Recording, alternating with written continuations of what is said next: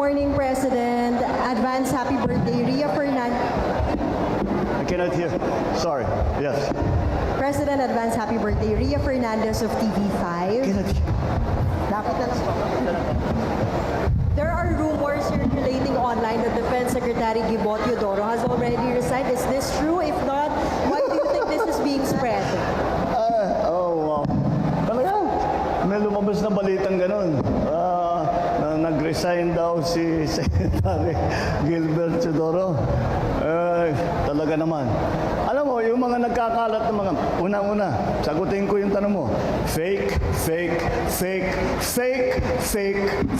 news. Yan.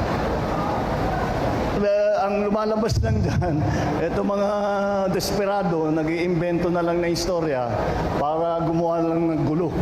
Wala naman silang maibibigay, wala silang naitutulong, wala silang kontribusyon sa buhay ng bawat Pilipino, kundi paninira lamang, kundi panggugulo lamang. Kaya't wag po natin, kailangan maingat po tayo.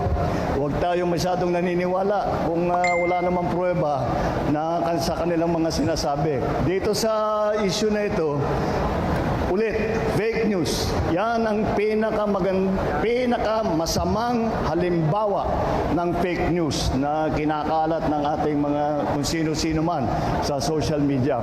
Mag-ingat po kayo at kilatisan ninyo mabuti pagka may nababasa kayong ganyan.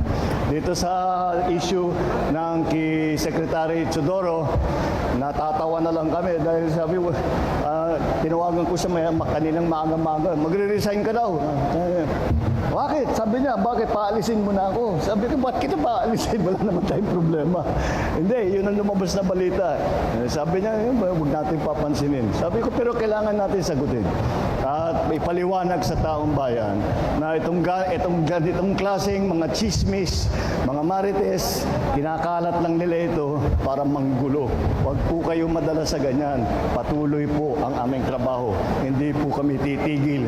Lahat po ng ating mga kasamahan ay walang ginawa po, kundi araw-araw, bagong pagising hanggat matulog, ay kung paano tumulong at paano pagandahin ang Pilipinas. Yan po ang hangarin ng lahat ng pamahalaan ninyo.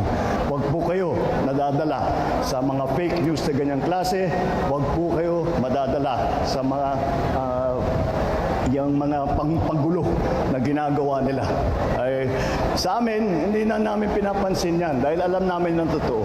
I have always said this with some of these rumors that have spread around. Kami, we have the advantage. We know the truth. So we will give it to you as soon as we can and as quickly as we can so that people understand what is going on.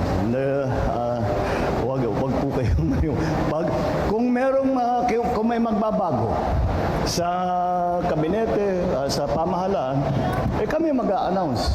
Hindi kung sino-sino man basta nag-post. Hindi sila ang mag-a-announce, walang alam yan. Kami ang mag-a-announce. Sa kasalukuyan, ngayong araw nito, walang pagbabago. Yun lang. Thank you.